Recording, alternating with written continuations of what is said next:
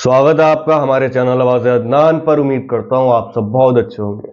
आप लोगों के लिए एक बड़ी खबर लेकर आया हूँ, खासकर ऑल इंडिया मजलिस इत्तेहादुल मुस्लिमीन के चाहने वालों के लिए, जो लोग ये सोच रहे थे, मतलब जिनके दिल में ये ख्याल आ रहा था या फिर बेचैन थे कि मालूम चले AIMIM दिल्ली में कितनी सीटें लड़ेगी, क्योंकि एक सीट पर तो AIMIM ने अपना प्रत्याशी का ऐलान भी कर दिया।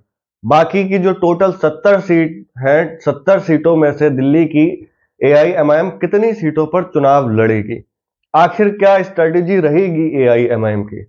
आप जानते हैं कि दिल्ली के प्रभारी जो है इम्तियाज जलील साहब हैं, वही शख्स जो महाराष्ट्र से औरंगाबाद से 2019 में AIMIM के दूसरे सांसद बने थे, वही शख्स जिसकी चर्चा 2024 के महाराष्ट्र चुनाव में बेइंतहा रही है, वही शख्स जिसको हराने में न जाने कितनी कोशिशें हुई हैं, दिल्ली के प्रभारी इम्तियाज जलील साहब बने हैं। और दिल्ली के प्रदेश अध्यक्ष जनाब शुएब जमाई साहब हैं। पहले ये खबर चल रही थी कि इम्तियाज जलील साहब दिल्ली से चुनाव लड़ सकते हैं, हालांकि इस खबर में कितनी सच्चाई है ये अभी तक कोई सामने नहीं आई है। मेरे हिसाब से इम्तियाज जलील साहब दिल्ली से चुनाव नहीं लड़ेंगे, लेकिन अगर लड़े भी तो आगे हमको पता चल ही जाएगा। लेकिन जिन सीटों पर चुनाव लड़ने की AIMIM तैयारियां कर रही है, वो सीट मैं आज आपको बताऊंगा।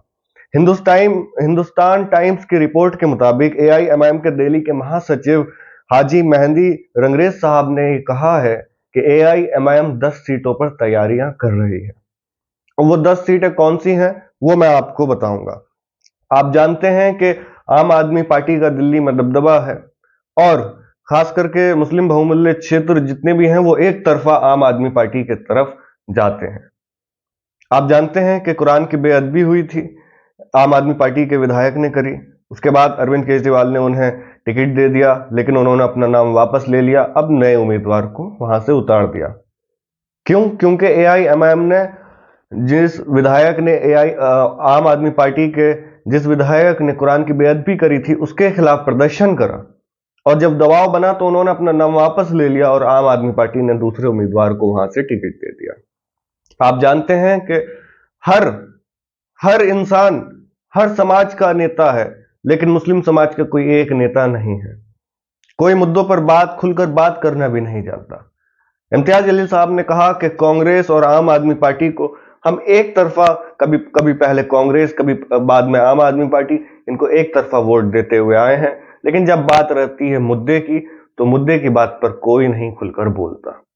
आप जानते हैं कि अरविंद केजरीवाल कभी भी खुलकर मुसलमानों के लिए नहीं बोल पाए हैं। अब बात करते हैं कि कौन कौन सी सीट है जहां से AIMIM अपने जो प्रत्याशी हैं उतारने की कोशिश कर रही है और कितनी सीटों पर चुनाव लड़ेगी। सबसे पहली है सीलमपुर, दूसरी है बबरपुर, तीसरी है बल्लीमरन, फिर चांदनी चौक, ओखला, जनकपुरा, सदर बाजार, मटिया महल, करावल नगर। ये 9 सीटें हैं जिन पर AIMIM अपने प्रत्याशी का ऐलान करने की सोच रही है, यानी कि इन 10 सीटों पर चुनाव लड़ने की सोच रही है। ये 9 सीटें हो गई और 10वीं सीट वही है। आप जानते हैं कि ताहिर हुसैन साहब को मुस्तफाबाद से टिकट हो गया है। अब इन 10 की 10 सीटों पर AIMIM का आम आदमी पार्टी का दबाव है, और इनमें से 8 ऐसी सीट हैं जो मुस्लिम बहुमूल्य क्षेत्र हैं, जिनका एक तरफा वोट आम आदमी पार्टी को जाता रहा है। आपको मैंने पिछली वीडियो में बताया था कि जो आम आदमी पार्टी से मुस्लिम विधायक बने थे वो काफी अच्छे मार्जिन से बने थे, लेकिन दिल्ली सरकार में कितने मंत्री हैं मुस्लिम, वो चीज आप मुझे कमेंट करके बताएंगे। अब ओखला से अमानतुल्लाह साहब विधायक बने, सीलमपुर से चौधरी जुबेर साहब विधायक बने 2020 में आम आदमी पार्टी से, बल्लीमरन से इमरान हुसैन साहब लड़े, माटिया महल से शुएब इकबाल साहब विधायक बने, और मुस्तफाबाद की अगर बात करें तो हाजी यूनुस साहब आम आदमी पार्टी से विधायक बने। उसी और 2015 में मुस्तफाबाद में बीजेपी भी जीती।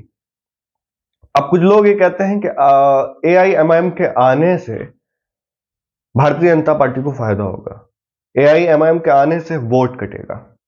जैसे कि अभी महाराष्ट्र का देखें, महाराष्ट्र की बात इसलिए कर रहा हूं कि वहां पर आप देख लें 288 टोटल सीट हैं, 288 में से सिर्फ और सिर्फ 16 सीटें AIMIM चुनाव लड़ती है, बाकी का पूरा खुला मैदान था। तो अब इंडिया अलायंस, जो कि वहां पर महाविकास आघाड़ी अलायंस था, वो कितनी सीटें जीता, वो सारा कुछ आप अच्छी तरीके से जानते हैं। अगर नहीं जानते तो कमेंट में बता दें, मैं आपको बता दूंगा, या फिर उस चीज पर वीडियो चाहते हैं आप तो वो भी कमेंट करके मुझे बता दें। अब आप एक चीज पर गौर करिए कि जो ये चल रहा था कि AIMIM महाराष्ट्र के अंदर किंग मेकर बनेगी, ऐसा नहीं हो पाया। तो क्या सवाल यह है कि दिल्ली के अंदर AIMIM किंग मेकर की भूमिका निभा पाएगी? 70 टोटल सीट है, 70 में से अगर 10 सीट लड़ी और बीजेपी इस बार कड़ा मुकाबला देने जा रही है। जी हां, बीजेपी आम आदमी पार्टी को कड़ा मुकाबला दिल्ली के अंदर देने जा रही है। वही अरविंद केजरीवाल जो 2020 में, 2015 में ये कह रहे थे कि हमारी इतनी सीटें आ रही हैं और मुझसे लिखवा लो, वही अरविंद केजरीवाल जी अब ये कह रहे हैं कि हाँ, हम जीतेंगे। 40 से ऊपर सीट आ सकती हैं, 50 से ऊपर सीट आ सकती हैं, लेकिन अभी मैं कोई लिख कर नहीं दूंगा। चुनाव नजदीक है, तकरीबन फेब में तारीख तो आई जाएगी, लगभग फेब में चुनाव हो ही जाएगा, फरवरी में। आप लोग बताएं कि आप चाहते हैं कि कहीं ना कहीं तो AIMIM मजबूत हो, यानी कि ऑल इंडिया मजलिस इत्तेहादुल मुस्लिमीन दिल्ली के अंदर अगर किंग मेकर की भूमिका निभाई तो उसका असर आने वाले बिहार के चुनाव में पड़ेगा। उसका असर उसी के बराबर स्टेट उत्तर प्रदेश के अंदर 2027 में भी पड़ेगा। आप जानते हैं कि उत्तर प्रदेश के अंदर बाई इलेक्शन हुए, उसमें मीरापुर सीट से AIMIM के प्रत्याशी अरशद राणा साहब खड़े हुए थे और तकरीबन 19,000 के आसपास वो बाई इलेक्शन में वोट लेकर रहे हैं।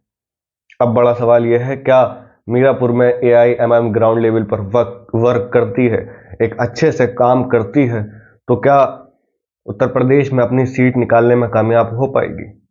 ये सारी चीजें देखना है, समझना है, और AIMIM के चाहने वाले कार्यकर्ता और जितने भी लीडर्स हैं उनको मेहनत करनी चाहिए। बाकी जो असदुद्दीन ओवैसी साहब ने 18 दिसंबर को मुस्तफाबाद में एक रैली भी करी, जिसमें हजारों के तादाद में लोग आए। उसके बाद रैली के बाद अब ये माहौल बना है कि AIMIM तक कम से कम नहीं तो 8 या 10 सीटों पर दिल्ली के अंदर चुनाव लड़ेगी, क्योंकि इम्तियाज जलील साहब ने कहा, असदुद्दीन ओवैसी साहब ने भी कहा कि मुसलमानों की जो लीडरशिप है वो ख़त्म कर दी गई है। ये इलेक्शन जो है, आप अगर वोट देंगे तो किसी एक इंसान को नहीं, आप काम को वोट देंगे, हक को वोट देंगे, इंसाफ को वोट देंगे, और जो मुसलमानों की लीडरशिप को दबा दिया गया है उसको उठाने का काम करेंगे। तो क्या ऐसा हो पाएगा? आप लोग मुझे कमेंट करके बताएं। क्या आप चाहते हैं AIMIM दिल्ली के अंदर चुनाव जीते? क्या आप चाहते हैं कि AIMIM किंग मेकर बने? क्या आप चाहते हैं कि AIMIM को अब कामयाबी मिलना चाहिए? बिल्कुल, क्योंकि हमने सबको देख लिया, कांग्रेस को भी देख लिया, समाजवादी को भी देख लिया, RJD को भी देख लिया, BSP को भी देख लिया, हमने आम आदमी पार्टी को भी देख लिया। तो क्या अब जो बात होगी वो हमारी कयादत की बात होगी या नहीं होगी? ये आप लोग मुझे कमेंट करके जरूर जवाब दें। अगर आपको वीडियो पसंद आई हो तो चैनल को जरूर सब्सक्राइब करें, वीडियो को जरूर लाइक करें।